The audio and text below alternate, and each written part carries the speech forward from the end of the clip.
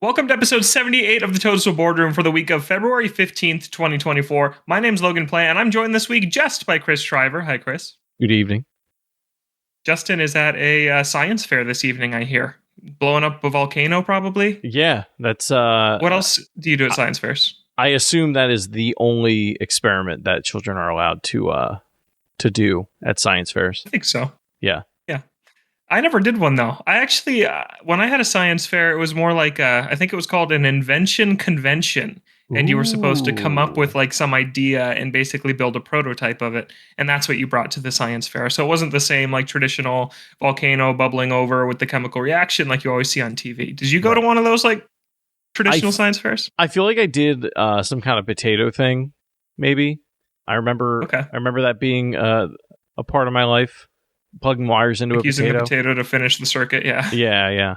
That's the only one that jumps to mind. And then I was super into like Lego robotics and Kinects as a kid. Yeah.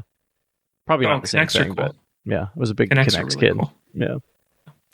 So Justin not with us this week, but he should be back next week. This week, we have a lot to talk about, kind of, starting with 3DS Game Night. I want to circle back on. We hosted the Toadstool Boardroom's first ever multiplayer game night. Come join our Discord server. The link is on Twitter, so come hang out with us in our new Discord community. But our first night featured some Mario Kart 7, some Super Smash Bros. For 3DS, and the main event of the evening was Kid Icarus Uprising. And Chris, you said something that really stuck with me, which is, I can see why people get into this. And that warmed my heart. It was a small comment, but it stuck with me. What'd you think of Kid Icarus Uprising? I just wish the controls were better, which I know is like the first thing people say. But that game has so many unique ideas. And it's really a shame that like the form factor is what kind of gets in the way of it. Like I understand completely what people are always talking about when they say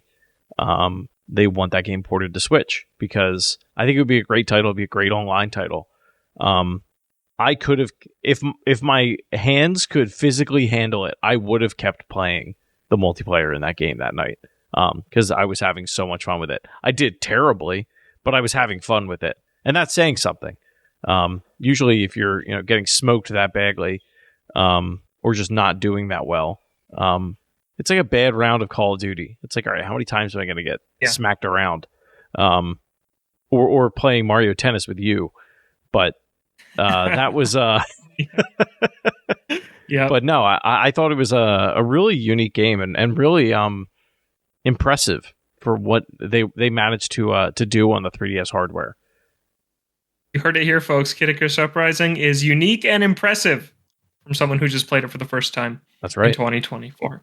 So, yeah, it's awesome. It needs to come back. It is such a good Nintendo game. It's such a great Sakurai game. And yeah, one of my favorites. And it was just kind of reiterated why I love it so much when we played the multiplayer, because it's been years since I've played that multiplayer mode, because it's a dead community. We had to wrangle a group of 6 people together to be able to do it. And it's just a blast. The map variety is awesome. The combat is awesome. Like, it all just works really well. I didn't experience a second of lag in a very, very action intensive with a lot going on the screen game. And it ran perfectly. It ran better than some Switch games do online. It's crazy. It runs better than Smash does online for sure. And there's a lot going on in this game. It's an incredibly impressive game.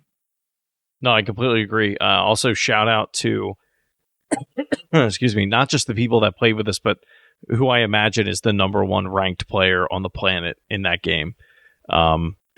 Which was now his name is escaping me. It was Master Knight. Master Knight, that was it. Yeah, Master Knight. We sat comfortably in his backpack. I'll say that because they would show the points that like each character or each player would get, and like it would say Shrives 93, 200, and then they would show Master Knight, and it was like 2,000. It was just completely. Blew everybody out of the water. It was incredible what this guy was able to do. Master Knight's been waiting years for someone to be online playing Kid Icarus Uprising again, and yeah, it delivered. So It was a ton of fun. Thanks to everyone who came out for 3DS Game Night. Next time around, well, we might do another 3DS night before the server shut down, because I want to play Kid Icarus I would love to. Online again with people before it's gone forever. But after that point, which is just about a month away, we will host a Nintendo Switch game night. So you don't have to bust out the old hardware to get it done. But yeah, thanks to everyone who joined us. It was a lot of fun, and we will do it again very soon.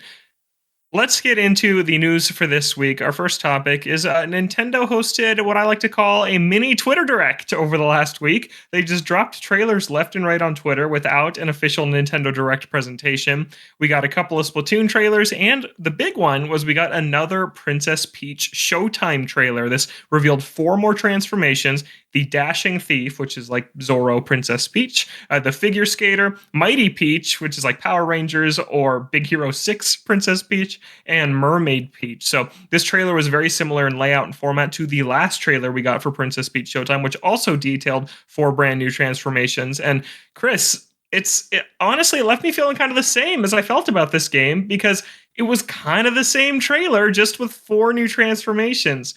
And your expression tells me that it didn't do much for you either. No, I think it just cemented the fact that this game is not for me. I think it is definitely targeting a younger audience. I'm kind of expecting that this is going to play out in like each type of Peach is like a different act or like a different level within the game, because unfortunately we still don't really know how this game works. Or we don't know anything. like the level structure of it. Like we have no idea. Nobody's really had a preview event, or Nintendo hasn't hosted a preview event for this game and all that. The bar is very low for me for this game. I think if you have a young kid and they're looking for like a Yoshi's Crafted World or a Yoshi Woolly World or a Kirby-esque game, I think this is it. This is definitely one of them, to check out. At least it appears to be that way. It seems like controls are going to be pretty simple, but there's enough variety to keep it interesting for a younger player. I think most older players, though, are going to look at this and be like, who is this for? Because it's not for them. Yeah. Will they go, who is it for? Or that this is for kids? It depends on how emotionally mature that person is. Let's say that. This isn't for me, so I hate it, and it's bad. Exactly. Yeah. It's terrible. Yeah. I'm still holding out hope that this is going to be maybe something more than what it's looking like right now. And maybe there'll be some clever puzzles with some of the abilities, but I'm starting to sound like a broken record because I've talked about the same thing on so many different episodes, but I'm just worried they're all going to be shallow. I'm just worried every transformation is going to last less than an hour, and then you never see it again, and you never do anything interesting with it. It's just fun to look at, I guess, which is fun for a certain audience, just kind of a younger audience, or there's fun to be had in a game like this that's kind of super easy, no real challenge. Like, I enjoy the Yoshi games you mentioned, but it's not on the level of a Luigi's Mansion or Mario Odyssey, which is what I wanted a Peach game to be. I wanted her to get this game that belongs on a top 25 Nintendo Switch game list, and this isn't looking like that, which is a bummer. I think if it... how do I put this? If Nintendo thought this would be that kind of game, they would be marketing it in a much different light. And I think the way that they've been pushing out information for this so far is a pretty clear indication that they know that this is not like a gangbuster. Like, they're not, you're not getting a deep dive like you would, like, not Breath of the Wild, but like, a Nintendo Treehouse Live like we did for Mario Odyssey or anything like that. Like, you're not seeing that with this game. And I think it's because they know, like, it's pretty surface level. And I think that's okay. I think it's a good gateway for new, young, and I'll genderize it, female players, right? Like, if I had a daughter and I wanted to get her into video games and she watched the Mario movie, and this game existed, I would absolutely pick this up. It's that game. And I think that's fine. Yeah, and I think it's good for young boys to play a video game Absolutely. where you're a girl also. I think Absolutely. That's great. Yeah, I think that's something that's lacking in Nintendo's catalog across the board. They've gotten a lot better at it in recent years. Mario Kart, Smash Brothers have more women and girls to choose than ever before. And then we just got another code earlier this year, which it's about a teenage girl. You play as her the entire time. So they're getting better at that. So I like it just for that they've had this trio of princesses and their stable for years that people love with Peach, Daisy, and Rosalina, but they've largely been relegated to side duties. And Yeah. oh, you can race as them in Mario Kart, but when the big tentpole release comes out, she's still the one getting kidnapped by Bowser, and Mario's still the one going to save her. And it's nice that they are changing that up finally, and giving you look at all the characters that have gotten games on Switch: Toad, Yoshi, DK, Mario, Luigi, Wario. Like, where's the games for Peach and Daisy and Rosalina? It's great that it's finally happening. So I'm totally down with that. I just don't want the Peach series to be relegated to that kind of kiddie category that we put Kirby in or that we put Yoshi in. And I feel like Yoshi has been stuck there forever. We had a conversation several months ago about how Yoshi's the most underserved franchise Nintendo has because it's just been turned into baby's first platformer, which Kirby already is. And I don't want Peach to fall into that category also, because I feel like there's a market where, like, slot in there with Luigi's Mansion. It's this really unique, not a platformer adventure game, which again, this could still turn out to be. We're still waiting for that 6-minute overview trailer, which I'm sure will drop 2 weeks before the game comes out. And maybe we walk away from that, or when we've both finally played the game, because we're both playing this game. Yeah. Maybe we walk away surprised. So, yeah, I'm hopeful for it. I just think that Peach maybe deserves a little bit better than this. What if the decision was made where it's like, okay, we're going to have Peach be in that pillar of the age range of Nintendo games. So let's put it that way. But then they said, all right, now Daisy is like the next one. Like, but if you're a 10 to 13-year-old player, we're going to make like almost like an Uncharted-esque, like Tomb Raider-esque game starring Daisy or something like that. No way. I wish. That'd be no super way. cool. Yeah, if Daisy's not getting her own game, it took 20 years for Peach to get another one. I know. I just love the idea of like them having this line of, give the princesses their own franchises. Why not? Yeah. And Galaxy 3 with Rosalina, where you play as Rosalina. How cool there you would that go. be? Yeah. That'd be awesome. And it's interesting, though, because now pretty much every character in the Mario movie is going to have a game you can buy on Switch. You can walk into a store, and they could even make a display for this. That's like the Super Mario Brothers movie, like cross Nintendo Switch, and you have Blu-rays for the Mario movie on one side, and then Mario Odyssey, Luigi's Mansion, Mario vs. Donkey Kong, Captain Toad, Princess Peach Showtime on the other side. I wouldn't be shocked if we see that at Walmarts or Targets popping up here in the next for sure. months. Yeah. It'd be a great move. And maybe Amiibo down below. Although this game's not getting Amiibo support from what we know so far. Yeah. It's looking dead on that front. Which I feel like that, yeah, we definitely would have known. Well, maybe. I can't decide. Yeah, we maybe would have known by now. They could do it like said, 6 months after the fact. But we never got them for Mario Wonder either. No, I think Amiibo are on the way out. Sora's the last figure that we know about. They're still doing the power-up bands at Nintendo World with Diddy Kong and Donkey Kong for the new DK Country expansion, but they don't even brand those as Amiibo. Even though they work as Amiibo, they don't brand them as such. Yeah. And Sora's the last one we know about. But yeah, Pikmin 4 didn't get him. Mario Wonder didn't. Mario vs. Donkey Kong didn't get a Mini Mario toy Amiibo. We're not getting the Princess Peach Amiibo. That's a shame. I would love a Mini Mario similar to the Link's Awakening one. That would have been really cool. That shine, yeah. Yeah. That would be super nice. So yeah, I think it's a bummer that, because they're releasing so many games where I'm like, that is perfect for Amiibo. All the outfits that Peach is in, what if they did like a blind box gotcha style Amiibo run of those? People would hate it. I know, Chris has already taken his head. Oh my god. But I could see it.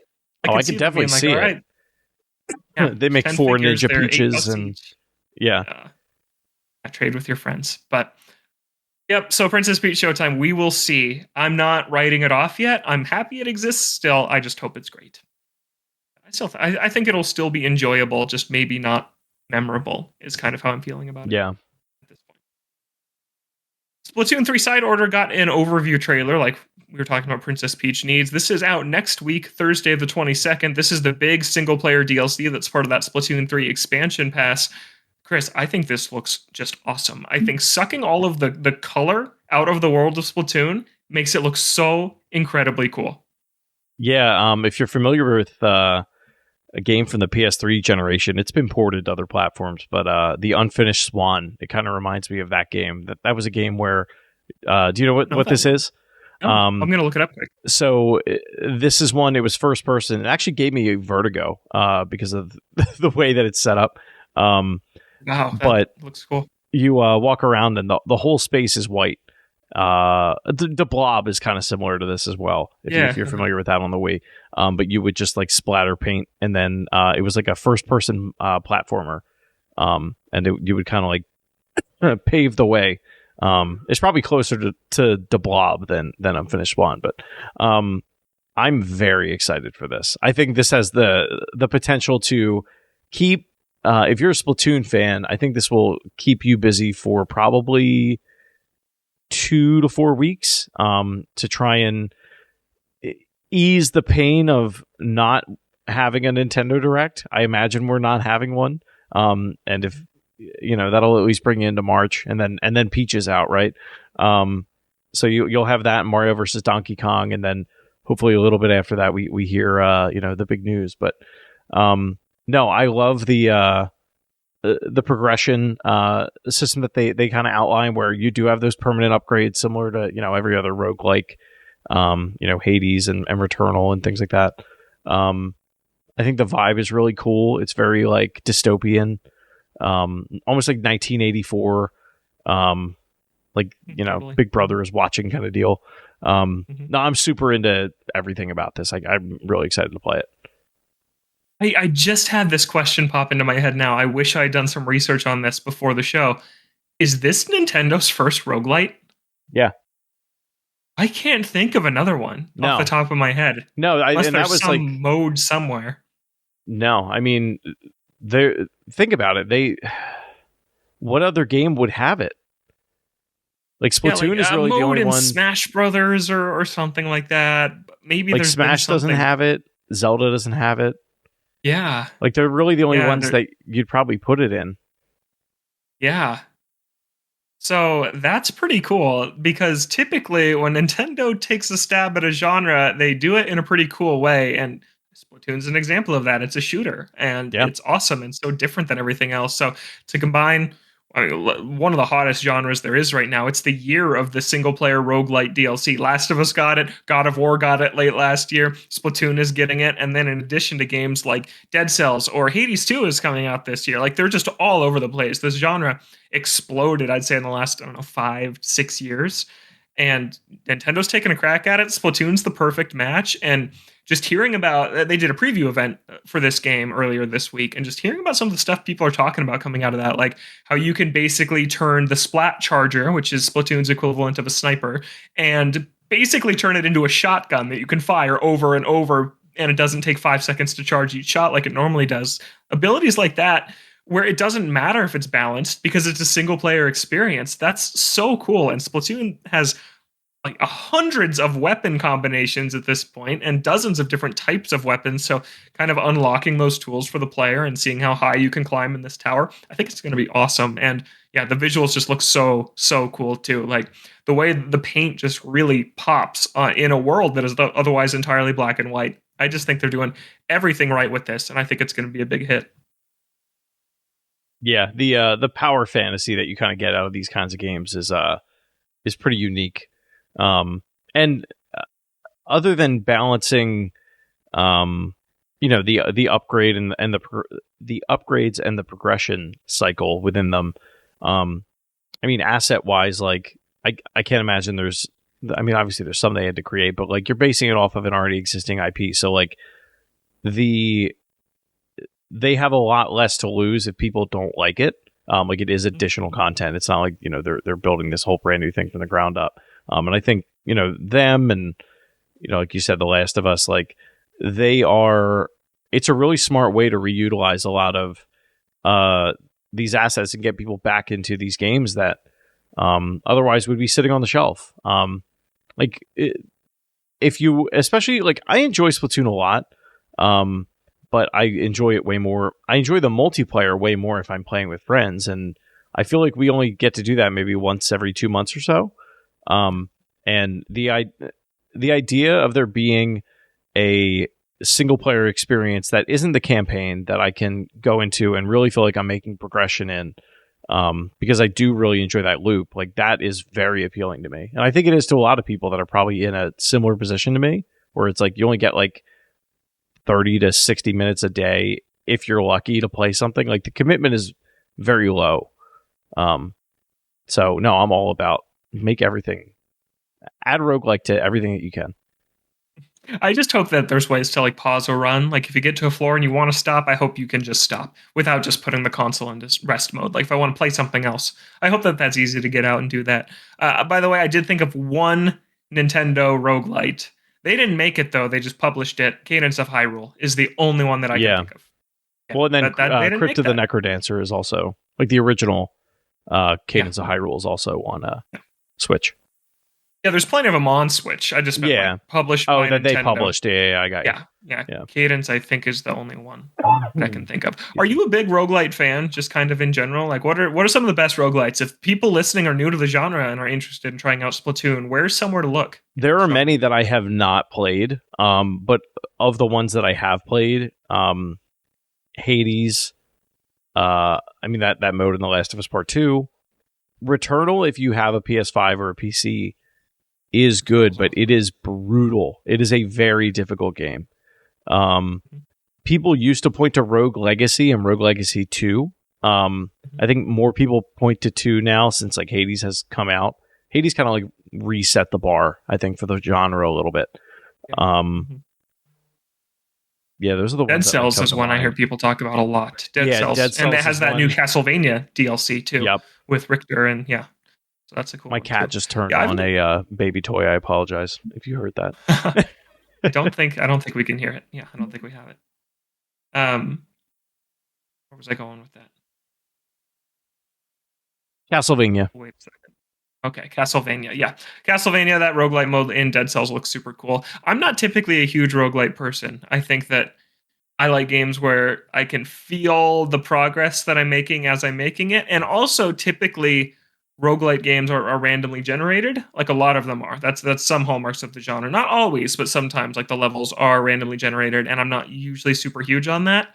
And some of the randomness that goes into that. But if it's a good one, it can really hook me. I really like Cadence of Hyrule, and you slap Zelda on anything, I'm probably going to like it. I like what I've played of Dead Cells. It's brutally hard, but it's really, really cool. So yeah, I'm psyched. Oh, Slay the Spire is like a card-based kind of people that play that game are very into it. I tried it. I saw the merits, and I said, I can't do this. I can't devote the hours that would take from me if I got really into it. But no, that's a really cool one too. So I'm super, super excited for this. And to another point you made, Chris, about another single player option, we praised Splatoon 3 when it launched in 2022 for how much stuff it had. It had the biggest single player campaign they've ever launched, the most robust multiplayer at launch they've ever had, Salmon Run available 24 hours a day instead of the limited windows like it was in Splatoon 2, a card battler mode, customization options, a seasonal battle pass that's free because you bought the game, and now they're adding a single player roguelite. Like this, and you do have to pay for it. It's $30 for the expansion pass. But once they add this, if it's as good as it's looking like it is, Splatoon 3 is one of the biggest pieces of content Nintendo's ever made. Like it's just awesome. And I love to see it keep going. Yeah. No, I hope it is just one example of, because I think there's also a limit to how many titles you want to be that big on a console. But I do like the idea, because I think Mario Kart's probably like up there with it. In terms of just like the breadth of content available on it. But no, I hope it's just like one example of like what's to come in the next generation, like that they use this model moving forward. Yeah, they've come a long way in the quote unquote live servicey aspects of some of their games. Splatoon 3 is a big winner. I know some people are mad that the Battle Pass started to recycle some prizes in more recent seasons, but they're still adding so much to this game. And speaking of, they're adding an airport map, which looks really cool. Fresh season starts on March 1st, and it's coming with I don't have the name in front of me. But yeah, it's a new airport level, which hasn't been in a previous Splatoon game. So I'm excited about that. A new season to jump into and try out all the new stuff that they're adding. So good times for Splatoon fans ahead.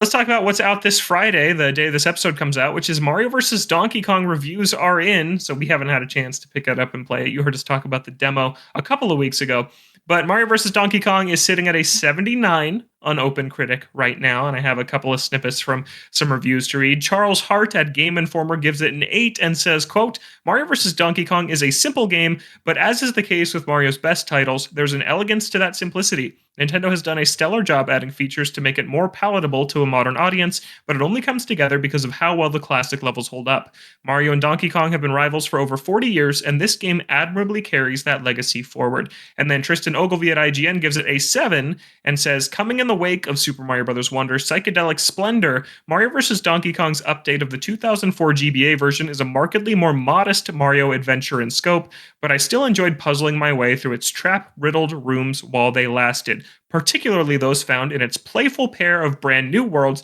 that have interesting takes on the decades-old mechanics. And yeah, Chris, that's something I've kind of seen across the board is people seem to think that the 2 new worlds they added are the clear highlight of this game. And it's led some reviewers that I've listened to wonder, why didn't they just make a new game with 6 of these worlds instead of just the 2? Because they're the clear standouts. So it does sound like the new content is a meaningful addition, but maybe it makes some of the GBA level design look a little bit stale. I also wonder if this is them testing the waters on this franchise again. So, like, this was a franchise that was really prevalent on the GBA and the DS. Like, there were a couple Mario vs. Donkey Kong, like March of the Middies, and titles on there. And this is a way for them to see if people still are willing to pay, like we've talked about time and time again, as much as they are for a title like this. But even if it's like generally well received, like if people do gravitate towards this, or if and it sells enough units, I don't think it's out of the realm of possibility for them to make more, using similar mechanics. I'm sure each one will have its own little like shtick, like the other ones have, but yeah, I mean, it's also probably just way less effort to take existing levels instead of let's make 8 new worlds of this, franchise that's however old. And again, we still don't know who made this remake. We're still waiting to find out. I know that I will be searching for that in the credits after I finish the game, probably this weekend because it's such a short one. But yeah, I wonder, I'm still wondering why they picked this game to remake. You said maybe they are testing the waters for the franchise. I wish they were testing the waters for the Donkey Kong franchise, but they're just not doing it. And it feels like a weird comparison to make because even though Donkey Kong's name's in the title, this game has nothing to do with him except the boss fights, like in the story. Like, it's not a Donkey Kong game. It's a Mario game where he faces off against Donkey Kong and does slower, more puzzly platforming than in the Super Mario games. So it feels weird that we're kind of taking aim at this one like we keep doing and saying, well, why aren't we getting just a Donkey Kong game instead? But no, this is a Mario game. And I think just Donkey Kong being in the title, it disappoints us a little bit because this month marks 10 years since Tropical Freeze. And it's been dead silent on DK games since then, except for the port of Tropical Freeze to Switch. And I just still think it's a shame. We talk about the Mario movie, getting those names on boxes on the shelves. I guess Donkey Kong's name is in a new title, but he's not the star of a game, which I think is a bummer. And I still think it has to be coming. I wonder how much of it, too, is like you have parents and in some cases grandparents that played the original Donkey Kong. Like you play as Jumpman in the original Donkey Kong. It's almost like the same kind of comparison to be made. His name's in the title, but he's really just the guy at the top of the screen. I wonder if it's like, oh, well, I got little Jimmy a Switch to play Mario Odyssey because he loved the Mario movie. Oh, and there's this arcadey type of Donkey Kong game. I used to love the Donkey Kong games in the arcade. Like, maybe some of it's that, too, that like we haven't really considered. I do agree, though. Like, I mean, I'd give anything for, a standalone either 3D or another country, Donkey Kong game. Or give me Donkey Kong Racing that got canceled for the GameCube. But yeah, it's a safe move. Like, anybody can pick this up and play it and be fine. It's a puzzle platformer. But it is a shame like that. you know you're going to go to the Nintendo website, and if you look up Donkey Kong, this comes up, and it's kind of like, well, is it though? Yeah, not really. Yeah, but it's interesting because Donkey Kong does mean two things, like you just pointed out, right? Right. This is in the Donkey Kong series of arcade games, like you just said. This Right. is the modern day equivalent of Jumpman climbing up girders, hopping over barrels, and saving Pauline. Like this is that. And yeah, I wonder, is there an audience for that? I think it's cool that it exists because there are a lot of the sound effects and just some of the visuals from that arcade game modernized in this, like the hammer that Mario like goes Yep. crazy with that he has in Donkey Kong. That's in this, or the oil buckets with the flames coming out of it. That's in this too. Like it is the follow up to that Donkey Kong game, but it's just our guy deserves better. DK deserves his own game. He really does. Yeah, because Tropical Freeze is just one of the greatest platformers ever. And I feel like we've had this discussion on the show before, but in the way that Yoshi is kind of like, okay, this is for the younger audience than Mario. Then you have Super Mario, which is kind of like everybody can play this. And with how easy Super Mario Brothers Wonder even was, do they even want to make challenging platformers anymore? Because that's what Donkey Kong is. And is Nintendo interested in making a more hardcore platformer, or do they kind of see Metroid as checking that box of the more adult, hardcore platformer game? And do they just not see a market for a difficult linear 2D platformer anymore because they don't really make them anymore? I mean, it's an interesting question. And then it also brings into like, you know, if you were to lay out every title on the Switch, like what is the target age range, like the median age range that they're like trying to hit, or skill level that they're trying to hit, versus what it might have been on maybe like the NES or the Super Nintendo. Like, I bet you those results are very different. Or at least if I were to, it's hard though, because like I grew up in the 90s and early 2000s, and you think of the Super Nintendo and some of those games now, like if you give it to somebody, they're going to have a hard time with it. But that was all we knew at the time. Yeah. So like, yeah, the target audience was a younger player, but those games are still like very difficult. We just had to be good to get through them. Yeah, the technology was more limited, and developers were still learning. They didn't need to make everything like an arcade game that was asking for another quarter. So it took multiple decades to kind of get to that point. Yeah. So we'll see. I hate that we always just end up talking about Donkey Kong when we bring up this game, but that's just what it makes us think about. And I don't think we're alone in that. I think a lot of people are like, Mario Wonder came out 4 months ago, and it's a game where you control Mario in 2D and platform, and now here's this. And yeah, it feels like it's serving the same kind of audience. So it's just an interesting one to bring out now. I'm curious to see how it does. I'm picking it up and playing it on launch day. Chris, I know you've begrudged the price. Are you going to dive into this one? I'm getting it. I'm not happy about it, but I'm getting it. No, I'm the curse of a Nintendo fan. I was listening to MVC. Shout out to Pear.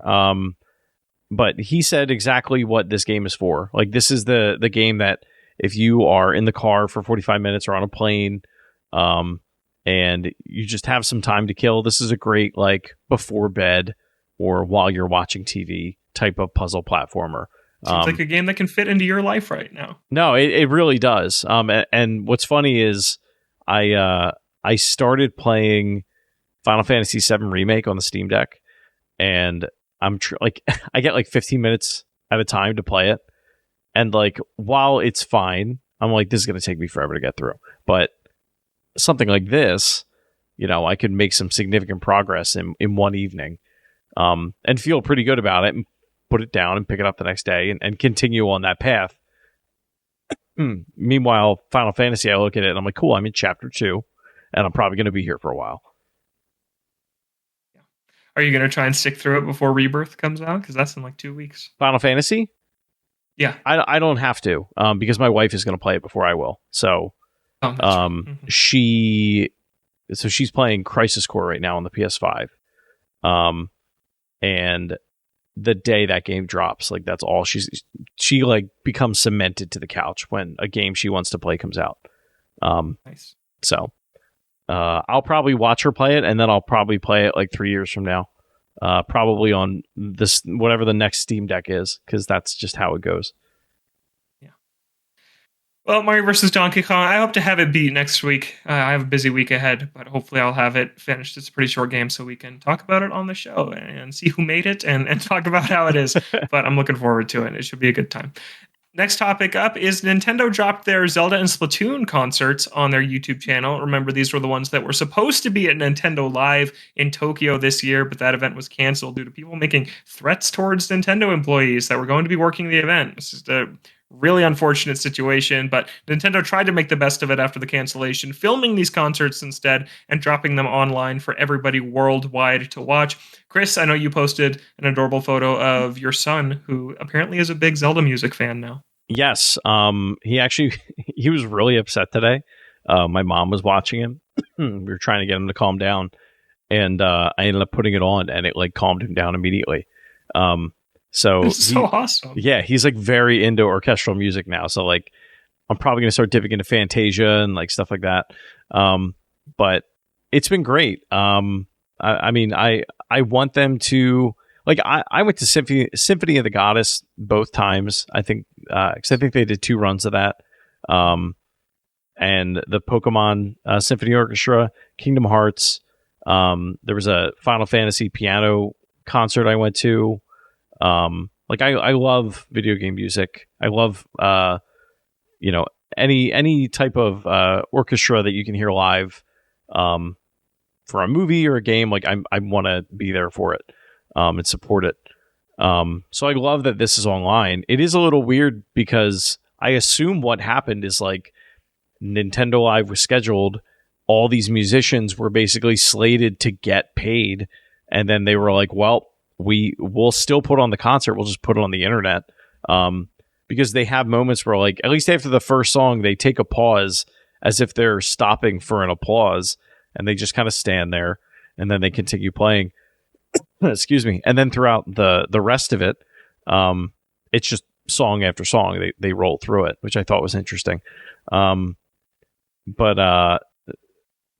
No, I really good selections. I wish it was longer just because I want to watch it forever. But I did find it interesting that it was, like you said, it was all the titles that are currently available for purchase on Switch and nothing else. Nothing else. Yeah. Yeah. Yeah, it was the exact same show that I saw at Nintendo Live in Seattle. So it was the same symphony, different performers, but the same set list. And yeah, they don't, no Wind Waker, no Twilight Princess. I wish they just tucked 2 of those in there. That would have been really nice. But people probably would have just turned it into, oh, does that mean they're coming to Switch? That probably is what would have ended up happening. Probably wanted to avoid that as much as possible.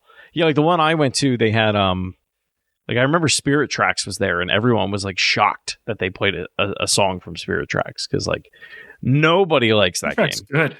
I like the soundtrack. The soundtrack's very also, good. people like that game. No, I know. People like Spirit Tracks. You don't like Spirit Tracks, I'm guessing. I've actually never played it. Okay. Yeah, but it seems like it's the least talked about Zelda game, probably. Yeah. Probably. Maybe 4 Swords. The first 4 Swords that's on GBA. No, I talk about that way more. Okay. That game's not good. It's not, but I talk about it. Yeah, you talk about it.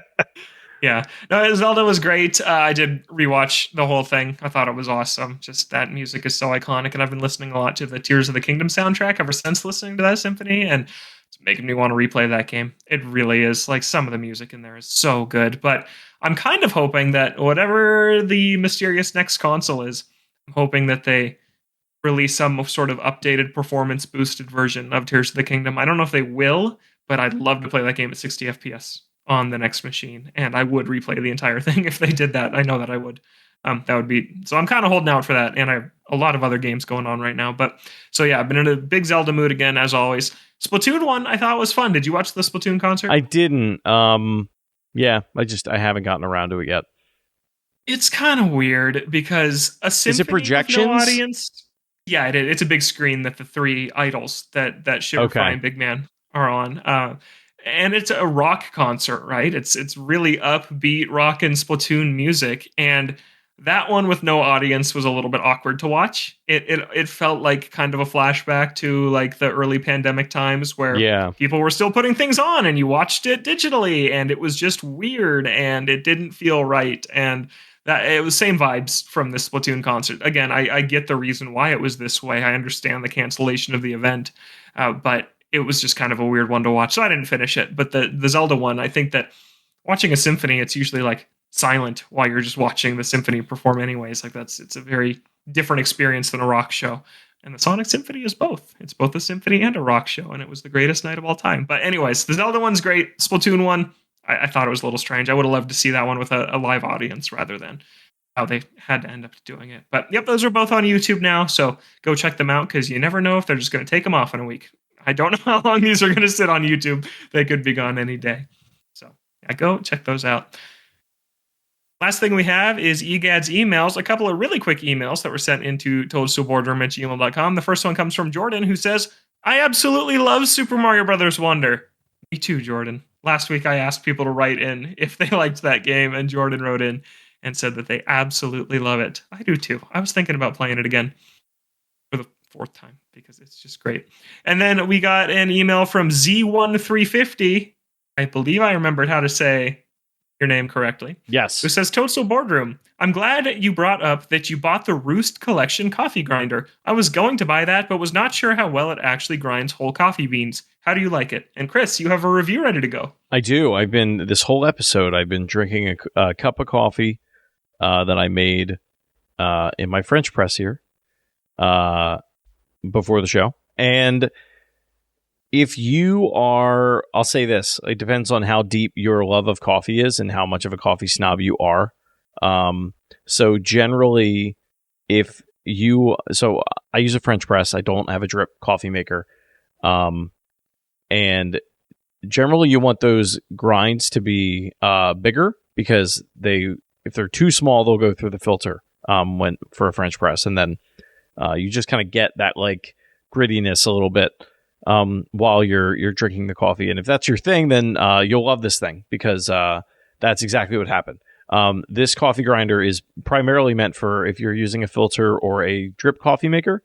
And it's just not my deal. It also is like kind of awkward. So I generally tend to only use a hand coffee grinder if I'm traveling, and I have like a stainless steel one that I carry with me, that you can adjust like the fineness of the grounds and everything. And Schreiber, ladies and gentlemen, always extra, wrong. But never wrong. But because of like the size of this thing, like you really gotta, if you've ever used a coffee grinder like by hand, it's a lot easier if you can just like grip the whole end of it and then just get going. This one, because it's like a box, it's just kind of awkward to hold. But it's a cool display piece. If you have like a little coffee bar, it's like really cute to have it on there. I have an electric, like I have a fellow coffee grinder, French press, and kettle. Like I'm never going to use this thing. It's really just like a little, nod to Nintendo in my kitchen. So I would, if you're okay with it being that as like a focal point, then like absolutely go for it. But if you don't need more junk in your house, then I don't recommend it. Great review, Chris. What's the score out of 10? 6 out of 10 is what that sounded like to me. Yeah, I give it a 6. Like the coffee, like, I'm drinking the coffee. It's not like I'm like spitting it out, like it's not bad. It's just I can make a better cup of coffee with the other stuff that I have in my house. Yeah. Nintendo has a lot of cool merch now. Like that Tears of the Kingdom mug that you're also drinking out of right now. I know. It's and you can put it in the dishwasher. It's not hand wash only. This guy. Oh, nice. Yeah, you would think. It looks like one that would be a hand wash, right? Only, You'd think it'd be a hand wash only, yeah. But no, this is a solid one. Yeah, I like it. So, Chris, we've got a few extra minutes left, and I just had the idea to bring up something that's been on my mind today, which is I can't even believe that Sony name dropped basically that they're halfway through the PS5 generation, and then the next day Xbox said that their next console is going to be the biggest technical leap in video game console history. I just can't even believe it because I feel like those consoles have been a massive disappointment. I'm not afraid to say it. I think it's been a bad generation for PlayStation 5 and Xbox Series X. 90% of games you can still get on PlayStation 4 and Xbox One. And the amount of resources it takes right now to get a AAA video game out on one of those platforms is nearly breaking the industry, right? If you follow industry news at large, there's layoffs every day. It's pretty safe to say. Pretty much every day. Every single day, there are layoffs, and there's targets being missed, and games getting delayed, and PlayStation saying we're not going to have a recognizable franchise launch before next April. Like, don't get your hopes up for this fiscal year. And now we're already talking about the same buzzwords we talk about all the time, which is better hardware's coming in 4 or 5 years. And I just can't help but look at this and think, Nintendo's going to be the last one standing in all of this. Like, they really are, because I'm sure the next machine they release will be a 1080p machine, and that will be perfectly fine. And they ship games like once a month on it. Indie developers love it. Games are selling like crazy, and it just makes me glad I'm a Nintendo fan, because I am worried about the other two platforms right now. I'm very worried about the industry in general. There's a lot of... How much time do we have? 10 minutes? There's a lot of changes happening within the technology space on the development side. Like, you look at platforms like oh my god, it's the one that Microsoft just integrated into GitHub. Actually, it's in Bing now too. Actually, no, they put it in Windows 11. I can't remember the name of it now. I don't know what you're talking I feel like about. a jerk. What does it do? Copilot. Copilot is basically like this predictive AI that will awesome. How do I explain this? So, like, when you're writing code, if you're writing a function and you're like, all right, I want this thing to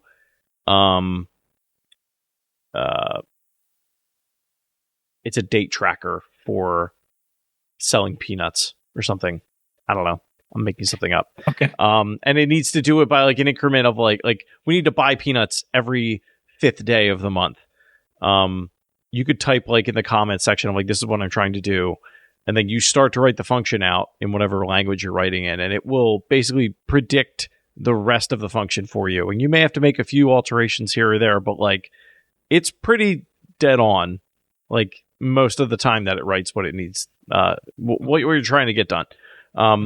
So from the time it's going to take for Microsoft owns this product at this point. Like, this is, so you know that they're going to push this through every pipeline that they have at every one of their development studios. So when and they have the resources in both cloud infrastructure and cloud infrastructure, human infrastructure, and human resources, and studios at this point, that when they come out and say the next generation is going to be unlike anything we've ever seen, I do believe that.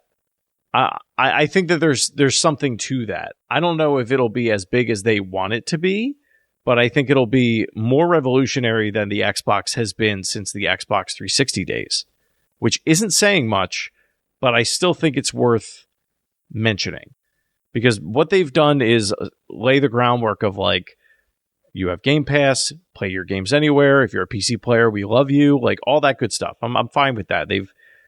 They've planted those seeds. Then you have Sony, where you have these big AAA studios that they were knocking dingers for the entire PS4 generation, and they're still trying to ride on the coattails of that. And I think me and I think most Sony fans at this point who like really were into like the tail end of the PS3 life cycle all the way through the PS4, I think we're all feeling pretty burned out by the lack of new content here. And looking at each other, like you said, I could have bought this game on PS4. Obviously, it wouldn't have run as well, but it's still available there. They have a lot to prove. And them coming out and saying, we have no games coming out for the next, what is it?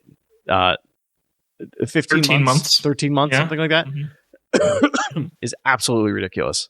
I understand that, you know, and I'm just a guy in a chair in Pennsylvania. But I understand the pandemic happened. It shifted how a lot of like workflows need to like processes work in development studios. I understand that. But something's got to give. And I think my problem with Sony is a lot of the issues that exist in that space are self-inflicted. Like they have had so many opportunities, and so much goodwill with smaller indie developers, and even just like smaller, like Japan Studio is gone. Like there's no reason they had to do that other than probably financials. But that was like a big pillar of what the Sony brand was and what I think a lot of diehards were really all about. And like you've said, like Nintendo, they have always kind of sat in that space of development cost is going to be low because we are on older hardware. We're on these. It's not that it's like archaic ways of development. It's modern development processes, but it's less of an investment to get the job done. Mm-hmm. And we finally have reached the point where it's like, I think they're hitting the peak of Moore's law. I think AI is going to push it a little bit further, and it's not even in a buzzword sense. It's like it is a tool for somebody to do their job. I think that's the difference between like how somebody in a leadership or a marketing position talks about AI versus somebody who's like, no, I'm actually using it in my day to day. Yes, which AI has become a very scary buzzword because of the way some people want to use it, but AI has been helping people do things for many years. Like it's not new. It's just I think some of the ways people are talking about how it's going to be used in the future. Like, do you see that Sora thing that people were passing around today of like AI generated 60-second videos? Did you see this?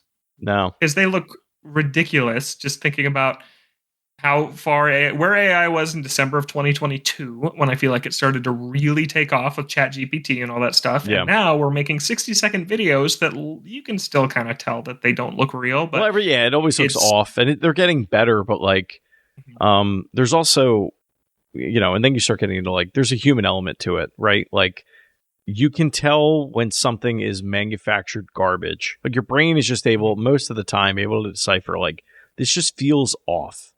Why would I want to watch or interact with art made by a robot? Because art is interesting because a human wanted to make it for some reason, and they're expressing that reason within the art. Why would I ever want to do that? So yeah, the whole AI conversation largely frightens me as in an industry where big CEOs think they can just replace people with AI all across the industry. Like we've seen it happening at different outlets across the industry that are being replaced by like an AI editor. That has happened. At some websites. And then also like I just would never want to engage with a video game that was not made by a person. I don't see merit in doing that. I'm not interested in it. But no, like you're saying, there are ways that can actually be used to improve people's jobs currently. It's improved my job. Like it is. Yeah. There are times where I'm working and I'm trying to solve a problem, and if you know how to query a question or ask a question in the right way, and have a conversation with something like ChatGPT, like you can get exactly or close to what it is that you need out of it to complete whatever task it is you're trying to do. But you still, as of right now at least, you still need that person that has the experience to know what questions to ask. It's not like you can just drop somebody in front of an AI prompt and say, go do the thing. Like, they need to have experience in like, well, this isn't going to work because if I do this, then this will happen. Like there is that, design element to it as well. Yeah. So yeah, all that to say, I think Nintendo's in an awesome place. And absolutely. I think that I don't see themselves stretching themselves too thin in the future, like with hardware that is difficult to develop on. So you can't have 4 teams where each working on their own game. Maybe you need to consolidate down to 2 teams working on 2 games. They're not going to do that. they reached that kind of critical mass in the Wii U era when they were developing in HD for the first time, and half their teams were working on 3DS games. And they said, this isn't working. And what they do? The Switch. They merged that all into one, and look what it's done for them. Like, they're a smart company right now. And I'm not seeing that from the other two. Think about the other industries that they're now involved in. They're involved in amusement parks. They're involved in the movie industry. They're opening another studio building in Japan. Like, yes, they are doing the exact opposite of what all of these other companies are, because they can. And I think Nintendo is very smart at what I think Nintendo is very good at versus many other companies is they will only hire the people that they need. And I think, and it's not just Microsoft and Sony that has this problem. I think a lot of tech companies will do this, where you'll have people that are like, they're maintaining a budget and they say, okay, well, we can afford to hire 30 more people in this department or whatever, or this sector of the organization. They'll do it. And then those people don't have anything to do, or they realize, oh, maybe this wasn't the best idea. And then they lay off 30 or 50 different people to make up the difference. And it's like, what are you doing? Like, you're just moving chess pieces around for no reason. I think that a lot of that happened over COVID. And now, like, you know, with AI and all that happening, like, you have a lot of CEOs that are like, oh yeah, I can do all this stuff with half the amount of staff. And it's just such a we're in a really weird place right now. And I think, and with Microsoft especially, like, because of the number of studios that they bought, like, they have to make money back on their investments, because they're a publicly traded company that is responsible for like a huge portion of the planet's technological infrastructure. Like, I don't know if people realize how big Azure is.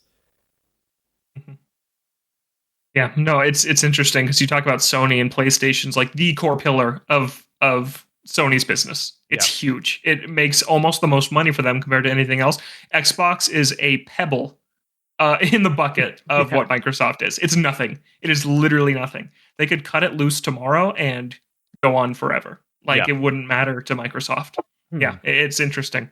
So, yeah, I'm excited about Nintendo's future. And like you said, that people love to pass around like Iwata taking that pay cut 10 years ago, which is a really memorable moment in Nintendo history for sure, when they were floundering. And wait, who's the last CEO that you know that did that? Yeah, Japan or otherwise. Like, it just doesn't happen. Yeah, and I saw Reggie tweeted the other day and said something people don't talk about with this enough is that Iwata did this not just to protect employees from layoffs, but to ensure that they kept thinking about the future instead of worrying about the present. And I thought that was something really interesting. Like, I don't know if anybody in like a game development job feels secure at all right now. I bet the people at Nintendo do. When was the last time they had like public huge layoffs like that? Like, company retention at Nintendo is insane. Like, when you're there, you're probably there for the rest of your career unless you choose to leave. And it seems like all the time there's people's like, yep, they were in art, they did basic art for this game, then they directed the art team, and then they directed this game, right? Like, there is upward mobility we see all the time at Nintendo, and it results in things like Splatoon, which was led pretty much by a new generation of Nintendo developers, not the Miyamotos, Aonumas, Sakurais of the world, but that next step down, who are going to be the leaders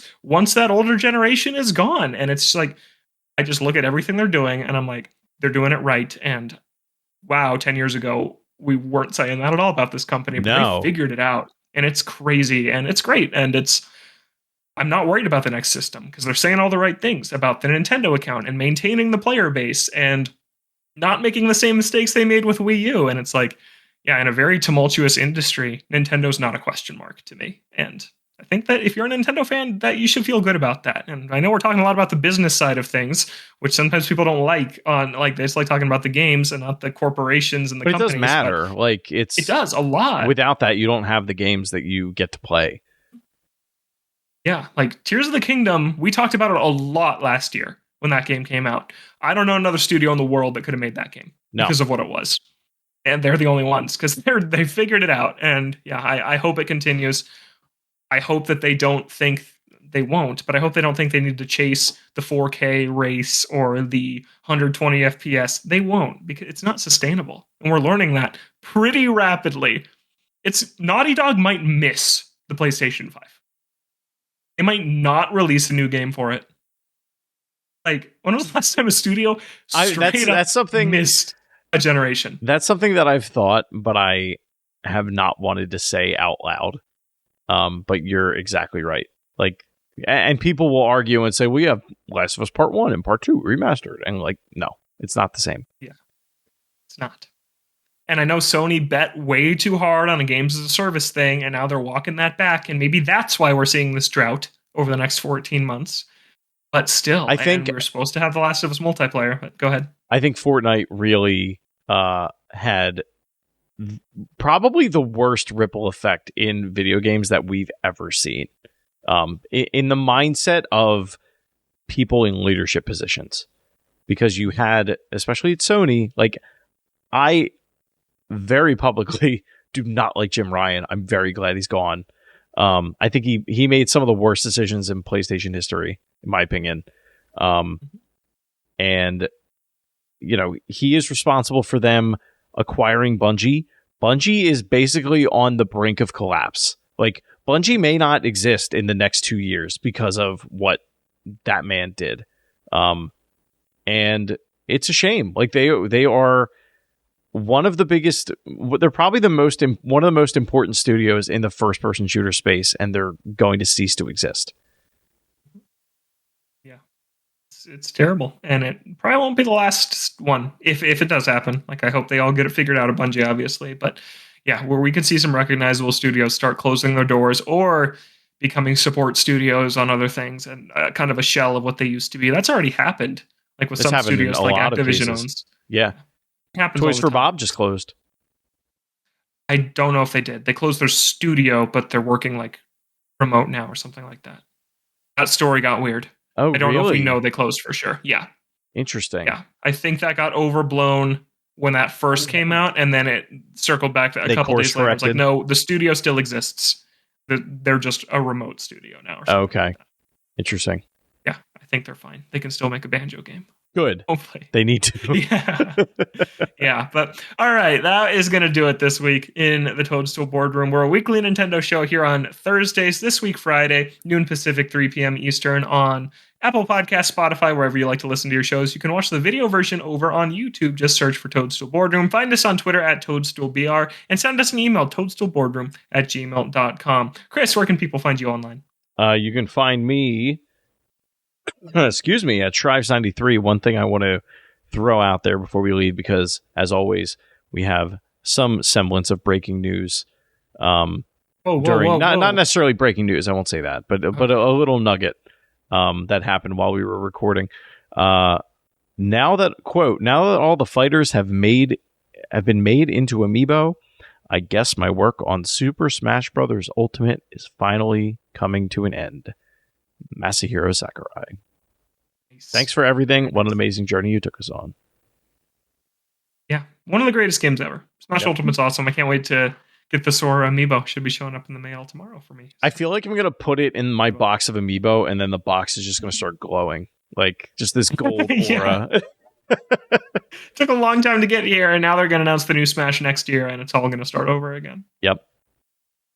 It's complete, at least for now, but hopefully Sakurai is working on another game for Nintendo. I'm sure he is. You can find me online at Logan J. Plant. I'm writing a column this week on IGN about Amiibo. Hopefully that'll be up on Friday, so go and check that out. It's about 10 years on. Is there a future for Amiibo on Switch 2? So go and hear what I think about that. And Justin is at a science fair. I look forward to hearing how that went next week. But until then, you can find him online at KOREIS with lots of Helldiver 2 clips, because we're playing that together right now, and that game is amazing. Is it really? But until next time, oh my gosh, yeah, dude. It's unreal. I keep seeing people talk about it, but then I also see people like, it doesn't work. Like, I've avoided it. Yeah, the servers have had issues because way more people are playing it than they expected. But no, it's awesome. So that's actually a win. That's a Sony published game. So good on them. It's a great game. Yeah, it's a great one. So end on a little positive note there. Anyways, have a great week, and we'll catch you next time right here on the Toadstool Boardroom. Bye.